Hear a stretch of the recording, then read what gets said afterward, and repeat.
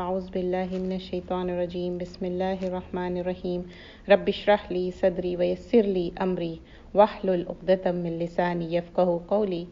As we know, this is the a month, according to lunar month, we have gone through which were sacred, but this month is not sacred. And but even though it's not a sacred month, but many things, this month is called Safar, and many misconceptions are there, and those are da'if. And Safar and superstitions. Safar is the second month of the lunar calendar. Like we look the moon sighting, and accordingly the lunar calendar will be there. But we have seen solar and lunar calendar, both of them have 12 months only. Even though they call different names, whether you call it January or you call it Muharram, Safar, but all has 12 months only. But there is change in the days, because in lunar it will be 29 or 30, but there it will change like 30, 31, and sometimes in Feb it's 28. So that's how. There are many misconceptions prevalent among the people regarding this month. On one hand, bad lucks and omens. People think that it's not correct, but people think that way. Bad luck and omens have been associated with this month. This is the thing going on. If you go Indo-Pak, you know more over there. And on the other hand, self-made solution for such things have been proposed as well, such as not holding marriages in this month. People don't even do marriages in this month, even though in overseas, whether you are in US, Canada or UK, still people have that misconceptions. Because we came from there and we migrated, but our heart should get migrated, do the hijrah towards Quran and Sunnah. So what they do, boiling chickpeas, distributing them. They boil chickpeas and distribute them. That's the trend going on from longer time in Indo-Pak, especially Asian countries, and distributing them so that the bad omens are passed on to others. Why they are doing? Because that bad omen passed to others. So it's like you are taking out the bad stuff and putting in the other's home. I was thinking it's like taking out the trash and putting in the other's home. That's kind of thing. And making 365 balls of flour and throwing them in the water. They put in the water, and they think that bad luck will go off. And look at the pollution, how much they are creating. And also eating, flour is for eating, which we make roti and chapati, which we call, and they are throwing in the water.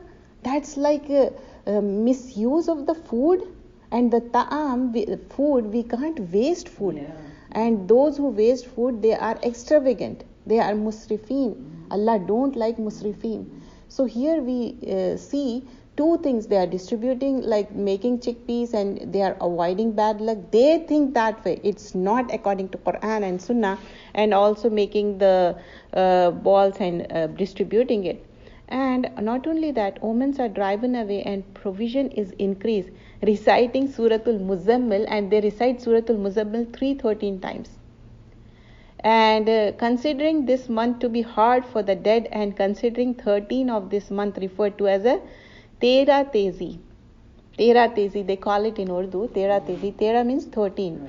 And 13 of this month, they not only they are making 313 balls and distributing, and they are 313 times they are reciting Suratul Muzammil and thinking that bad luck will go off. That's what they are doing from longer time. And this is all not, yes, it's innovation. Bidah. Complete innovation. Why I am saying this? Because many of our sisters and brothers, they are not aware of this. They are ignorant. There are two ways, people are either ignorant or they don't want to learn. Like, they close the door and they say, oh, our ancestors, our forefathers did it, so we are doing it. They don't have any dalil or anything which is authentic according to Quran and Sunnah. When we ask any narration you have, no. But now, till now, I'm just reading what the people are doing. I'm not reading any narration or any authentic, If it's so, I might have told you, oh, this is the thing, All such superstitions and belief have no basis in Islam whatsoever. How can any day or month be unlucky or be a portent of bad omen? When in fact, months and years are formed by the alteration of day and night. Allah subhanahu wa ta'ala has made day and night as a sign and to help us make the calendar, as Allah says. And we have appointed night and the day as two signs. Then we have altered the sign of the night with the darkness, while we have made the sign of the day illuminating day. You may seek bounty from your Lord, and you may know the number of the years and reckoning. This is in Surah number 17 and Ayah number 12. This is in Suratul Isra. Years and reckoning, and we have explained everything in detail with the full explanation. So Allah subhanahu wa ta'ala has also told us the purpose of different stages of the moon. How the moon will be bigger, smaller, and finally. And it helps us to mark the beginning and the end of the month. And Allah Azawajal has also told us that there are 12 months. He says, this is in Suratul Baqarah, ayah number 189. Then ask you, O Muhammad sallallahu alaihi wasallam, about the new moon. Say, these are the signs to mark fixed periods of time for mankind and for the pilgrimage. We know when they ask about the new moon, and Prophet sallallahu alaihi wasallam cleared that thing. Verily, and also in Surah Tawbah, that is ayah number 36. We did this ayah when we did the regarding Muharram and in the sacred month. So verily the number of months with Allah is 12. That time also I explained this ayah. I referred many times, and again I am referring because this is very clear-cut ayah which says only 12 months are there. 12 months with Allah in a year. So was it ordained by Allah on the day when He created heavens and the earth. And it is this revolution of day and night that make up weeks and months and years, which constitutes time, regarding which Prophet ﷺ said, Allah Azawajal was said, the son of Adam hurts me for the abuses time. Can we abuse time? No, we cannot abuse time. Though I am time, Allah is saying, I am time. In my hands are all things, and I cause the revolution of day and night. Isn't it? Inna fi khalqis samawati, and we read those ayah at the time of tahajjud, last ayah of Suratul Al Imran. Alternation of the day and night. These are the signs of Allah. And night will be dark and day will be bright. And also in some of the ayahs, Allah says, taskunu, for the night, taskunu and na'um. And Suratul Naba we see for resting, naumakum subata, and then rest, peace, have your sleep, and day is for brightening and go and do your work. So we are given the purpose. So here in this Bukhari, this is the authentic narration, caused the revolution of day and night. So Allah never you're cursing particular day or cursing particular night or particular month. It's not allowed, because this is the authentic narration. It clearly says you can't do that. First we discuss what the misconceptions are, but now we see the ayahs of the Quran and the hadith, so that our clear-cut mind should be there. I know we don't believe it, but somebody asks you, then you can clear that, because we are Ahlul Quran. We all are student of Quran. We are gaining knowledge, and we will gain knowledge till the end of our life, till we die, till we leave this world. We will be Ahlul Quran. So it is clear that day and night is from Allah, and considering any time, hour, day, month of year to be unlucky is great misconception and a sin. It's a sin. And historical perspective, I will tell, the Arabs used to hold 3 months of Zilhaj, Zilhaj and Muharram as sacred. Even they used to observe that sacred thing. They did not indulge in war or crime during these months. They used to wait for these months to be over so that they can be free from these restrictions and indulge in robbery. They observed these 3 months, then they started robbery, theft, war. Therefore, as soon as the Muharram used to be over and Safar begins, they would leave their houses vacant with the intent of crime. That's what they used to do. This is the historical point of view, and they do crime, theft, robbery, and war. So from that perspective, we are continuing that misconceptions. Thus the idiom Safar al-Makan meaning empty houses. Safar al-Makan meaning empty houses become famous. The word Safarun or Sifrun means to become vacant. Safrun or Sifrun. Like the saying goes in Arabic, Sifrun minal mata, which means the house were vacated. From its furniture, things, etc. And this is Asbah bin Mansoor.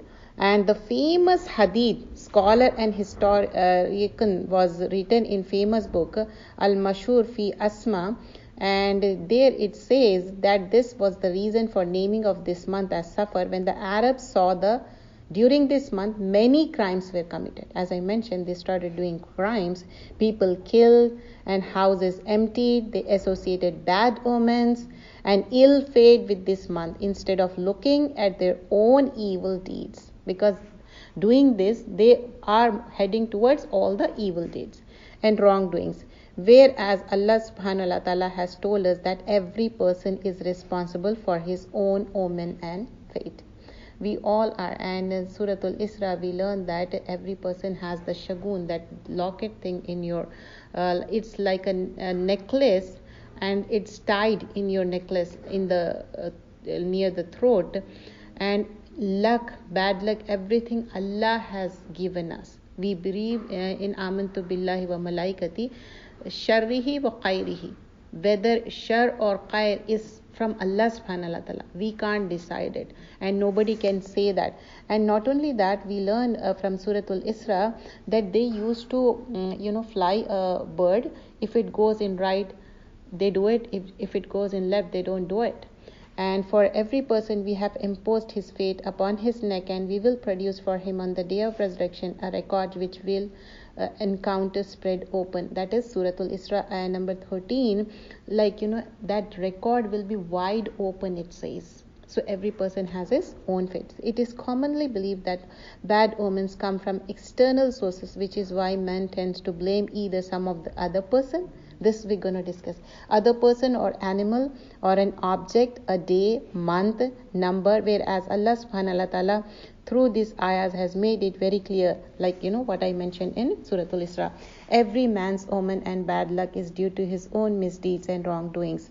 Allah subhanahu wa ta'ala further says in the Quran, what comes to you of good is from Allah, but what comes to you of evil, O man, is from yourself. This is in Surah number 4, ayah number 79. So when I was talking about Surah Al-Isra, Allah has clearly mentioned good luck, bad luck, it's there. So we can't blame anyone. And now this ayah clears more when Surah number 4, ayah number 79. So blaming people, this is the thing we have. If somebody has the mishap in their life, especially women, she got married and they have fight, or she got married, she don't have children, something is lacking in their life, and literally, believe me, people, they completely abandon you. They don't say with your mouth. They don't have that much courage. They don't have that. But they behave that. They completely abandon it. They don't say in the words, and they avoid in such a manner that is very hurtful. That really hurts you. Like somebody smack you, you will forget. But this kind of behavior you cannot forget. Believe me. And I have seen from very closely, I have seen these things. People, they are saying, no, we don't believe in such kind of things. When it comes at the time of marriages, they completely avoid those people, and they call only those people, those who are happy in their life, even though they believe in shirk, even though their aqidah is incorrect, even though they all believe in wrong concepts. Still they call them because they think that is the good luck, and the others, they are the bad luck. We have seen in Suratul Isra, good luck, bad luck, we can't blame. It's, Allah decides. But this is how the people are behaving. Not only that, particular time, particular day. And in Urdu they call it manhus. That's not the way. How can you say? Because Allah loves all His slaves, and we are slave of Allah. When sometimes when some hatred comes into your mind for a time being, because we are human beings, then just think about it. Oh, this is the slave of Allah. Allah loves this person. So how can I hate? That moment, just avoid. A'udhu billahi minash shaitanir rajim. La hawla wa la quwwata. No, I can't hate such person. What they are doing, hate that thing. That's the thing. Yeah. So if you have anything to say, any particular incident, you are most welcome, because this is the thing our society is going through. So including myself, I have seen this, but I never appreciate that, and I never publicize that, because if I publicize it, they feel more happy, because they think, oh, now they are acknowledging it. Don't you understand?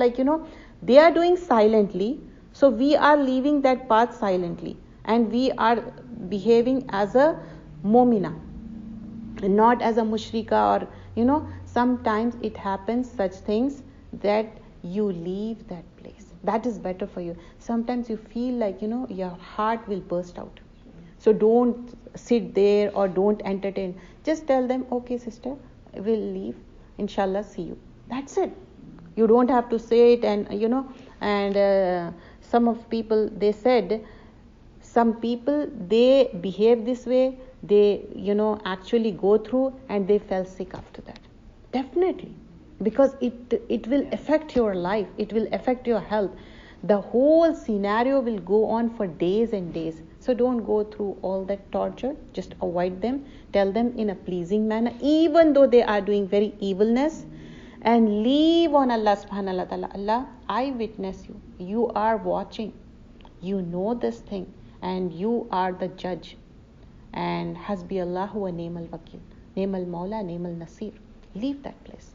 Because we are human beings, we can't go through that. And superstition is shirk. A man leaves his house on the way, a black cat crosses his path. He thinks this is a bad omen, therefore return back home. It happens. Believe me, still people does that. They think because of that cat. And I remember back home when crow started saying something, and they say, oh, some guest will come. Isn't it? The other day I was talking to somebody, and that crow was started talking, and I said, oh, see. And then she said, you remember in the when we were back home, we used to think that thing. I said, we never thought that, our non-Muslim friends, they used to say so many times that it affect us, because we were around the Hinduism so much. So even we use that vocabulary. Sometimes we learn so much Quran, still we use those. In Urdu they say jahalat. So that jahalat words we use. Somebody said, oh, yeah, that's what they say. Yeah. And also blinking of an eye. Many people say, oh, my eye is blinking, something gonna bad thing happen. So leave it. It's a kind of sickness, something. Yeah, I know. Even yeah. Yes. Therefore return back home. Though this seems to be such a minor act, however, in reality it really means that he thinks that black cat has the power and authority to change the man's fate. This is shirk, because it means that other than Allah, that is the main thing. Other than Allah, the cat also has control and authority over a man's life? No. Nauzubillah. Astaghfirullah. Other common superstitious belief, prevalent in our society, are seeing someone's disliked in the morning means the whole day will be full of bad luck. somebody is there and you think, you hate that person. And if you saw that person first thing in the morning and you think, no, my day will be very bad. So this reminds some people, they don't open their eyes unless they come and see their own children. They see their own children first thing in the morning and they think that is a good luck. That is also not right. Whether you think good luck or bad luck, either way it's not appreciated. Luck only Allah decides. We can't decide anything. And if one shoes come on the top of the other, it means a journey will be undertaken, taking omen from colors such as wearing black means illness will strike, or not wearing black clothes because black is the color of the cover of Kaaba, not wearing green color shoes due to respect being color of dome of the Prophet ﷺ mosque. Holding such belief not only led man to make halal things haram on himself, but led him to associate fate and destiny with these things, and which is not only a great misguidance but a great sin, that is shirk. We are, whatever the thing which is not allowed in Islam, and our beloved Prophet ﷺ, he taught everything, even how to use washroom. This is a small thing, and people of book, they say, oh, your beloved Prophet taught this also, going to the washroom, even going near to your, like how the husband and wife relationship should be, and what should be recited before going to wife. Yes, everything has been taught. And the women of Ansar, they come and learn Quran, and they were so much interested. And Aisha Radhiyallahu Anha, she taught so much hadith. Even Sahaba, men, they used to come and ask her. So from this we learn like how Muallima she was teaching the Quran and hadith, and from this we get the authenticity, and we as a woman can learn and teach Quran. But there is some boundaries we have to take care of regarding the namahram. And if more people are there, then it's okay, everybody is there in your class, but one person, male and female, can't. These are the things we have to take, because no other than Allah has the power and control over man's fate, and all the things from which good or bad are derived are nothing but the creation. Don't say somebody is bad or good luck, bad luck, nothing, any time or anything. Prophet Muhammad ﷺ said, taking omen is shirk. Taking omen is shirk. He said it 3 times. 3 times he said, because if something is important, he used to repeat 3 times. If we are doing with our children or family, that's okay. Sometimes they say, oh, 1,000 million times you are repeating, because if we repeat 3 times, they say, oh, million times I heard it. That's what they say. But that's the sunnah. Every one of us has superstition, but Allah removes it by the trust in Him. This is Sunan Abi Dawood. He also said, a person who delivered bad luck from something and refrained from doing what he has intent to do, he has committed shirk. Whatever you want to do, just do it. Don't think, oh, this is a bad luck, good luck. Some people, they are very shaky about it. The companions asked him what would be its explanation. Prophet ﷺ said, O Allah, there is no potent other than you. You know goodness other than your goodness, and none other to worship other than you. This is in Musnad Ahmad. Being Muslim, we should have full faith and trust in Allah and believe from our heart that is only Allah who has power over us. The Arabs used to hold 3 months, Zilqa'dah, Zilhajjah and Muharram as sacred. They did not indulge in war or crime during these months. They used to wait for these months to over, so that they started all this misconception, and we have seen those things before. So here the same thing, just want to make sure these are all shirk, and it's our innovation. There's nothing related to Quran and Sunnah. We have seen the authentic hadith and the narration in which it's never said, you have to do certain kind of things. But when we see other months, other lunar months, like we have seen in Zilhajj, how the month of the Arafah, day of the Arafah, 9th, how much people are relieved from the hellfire. That's the day, and we make a lot of dua. Even we respect the day Arafah, when Makkah and Medina is observing in the Jeddah, and also we observe when our ninth is there, because we have, our heart is attached to Makkah and Medina. We think, oh, this is the day Arafah is there, and ninth we observe fasting. And only the people who went for Hajj, they don't. And we learn from other months also. In month of Ramadan, of course, Rasulullah sallallahu alaihi wasallam fast all the month of Ramadan, because it's a fard. After that, he said, as soon as the month is over, then the month of Shawwal, and he said, if you continue 6 days, that will be okay for the whole of the year. So these are the authentic narration. But as when we compare this with the Safar, month of the Safar, there is no such thing, whether fasting or whether believing in bad omen or any other thing. So we should stop thinking about it. If somebody is saying that, just guide them in a nice manner, in a kind manner, because don't be harsh on them, because they are observing those things from longer time.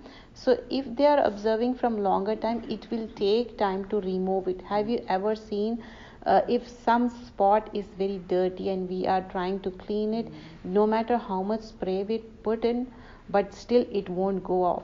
The same thing with the people. Their stubbornness is so much because their heart don't allow. They think, oh, their forefathers did wrong, it means they will go to hellfire, because they come to the conclusion and they think, no, I don't want to think that they were wrong. We all are human beings. Only prophets, they were guided with Allah subhanahu wa ta'ala, and whenever they did anything wrong, I don't say mistake, because they are innocent. They were prophets. We can't say such kind of words for them. If anything goes wrong, they were corrected by Allah subhanahu wa ta'ala, and they were guided. But we are human beings, khuliqal insana da'ifa, so we can do mistakes, and we are capable of doing mistakes, and we are bashar. So bashar can do mistake, but people think if you are learning Quran, you can't do mistakes. Still you can do mistake, because you are a normal human being. And Uswe Hasna is Prophet sallallahu alaihi wasallam. We are not Uswe Hasna. We are just a person, just learning and teaching Quran. So here, this is the topic I want to share, and then we'll start